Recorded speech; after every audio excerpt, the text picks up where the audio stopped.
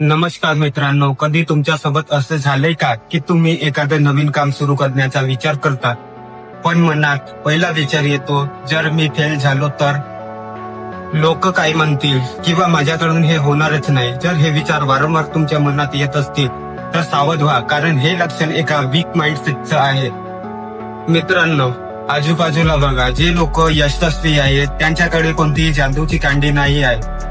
फरक फक्त त्यांच्या विचारांमध्ये आहे. आजच्या या व्हिडिओमध्ये मी तुम्हाला असे 5 स्टेप सांगणार आहे, ज्या वापरून तुम्ही तुमच्या वीक माइंडसेटला स्ट्रॉंग माइंडसेट मध्ये बदलू शकता. बदलाची सुरुवात करण्याआधी आपल्याला हे समजून घ्यावं लागेल की नेमकं वीक आणि स्ट्रॉंग माइंडसेट मध्ये फरक काय आहे. वीक माइंडसेट असलेला माणूस नेहमी परिस्थितीला दोष देतो. माझे नशीबच खराब आहे, माझ्याकडे पैसेच नाहीत, सरकार चांगलं नाही, ही त्याची रडगाणी असतात. या उलट स्ट्रॉंग माइंडसेट असलेला माणूस जबाबदारी घेतो. तो म्हणतो, परिस्थिती वाईट आहे, मान्य आहे, पण ती बदलण्याची ताकद माझ्यात आहे. तुम्हाला ठरवायचं आहे, तुम्हाला आयुष्यभर तक्रार करायची आहे की इतिहास घडवायचा आहे. आता बघूया स्वतःला बदलण्यासाठी 5 प्रॅक्टिकल स्टेप्स. पहिली स्टेप आहे, स्वतःला बिचारे समजणे बंद करा. जेव्हा तुम्ही स्वतःला पीडित किंवा विक्टिम समजता तेव्हा तुम्ही तुमची सर्व ताकद इतरांच्या हातात देता. त्यामुळे माझे नुकसान झालं, त्यांनी मला सपोर्ट केला नाही, हे बोलणं आजच बंद करा.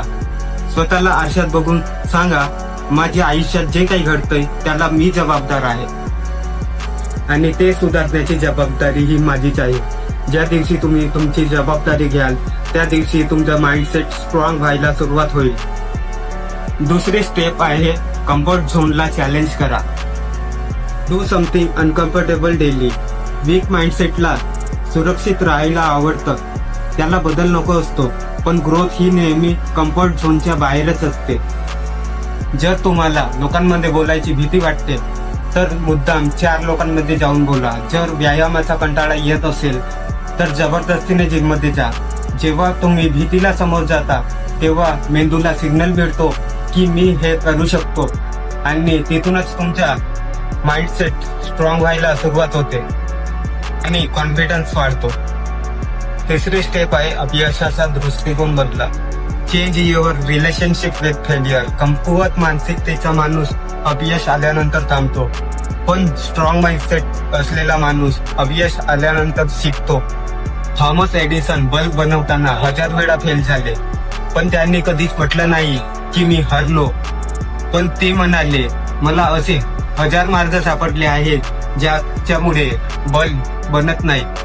मित्रांनो, फेल होण्यात काहीच हरकत नाही, पण फेल होऊन मैदानाबाहेर पडून जाणे हे चुकीचे आहे.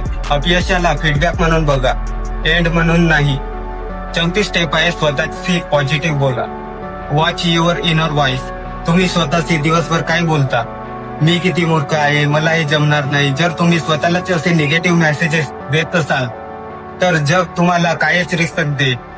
तुमच्या मेंदूला ट्रेन करा. जेव्हा मनात असे विचार येतील, हे कठीण आहे, तेव्हा स्वतःला सांगा, हे कठीण आहे, पण मी हे करू शकतो, मी यातून शिकू शकतो. स्वतःचे बेस्ट फ्रेंड बना, शत्रू नाही. 5वी स्टेप आहे, संगत बदला.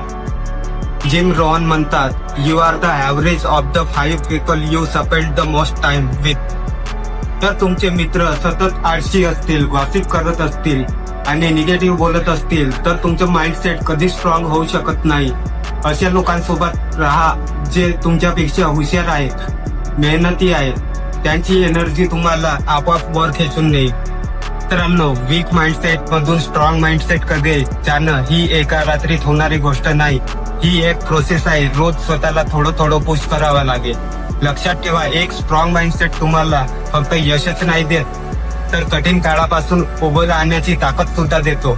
आजपासूनच स्वतःला वचन द्या, मी परिस्थितीचा गुलाम बनणार नाही, तर त्या परिस्थितीचा मालक बनेल. आजचा व्हिडिओ तुम्हाला कसा वाटला हे मला कमेंट मध्ये नक्की सांगा. आणि हो, या 5 पैकी तुम्हाला कोणत्या स्टेपवर जास्त काम करण्याची गरज आहे ते सुद्धा द्या, म्हणजे मला कळेल की तुम्ही स्वतःशी किती प्रामाणिक आहात. भेटूया पुढच्या व्हिडिओमध्ये. तोपर्यंत स्ट्रॉंग बना आणि जिंकत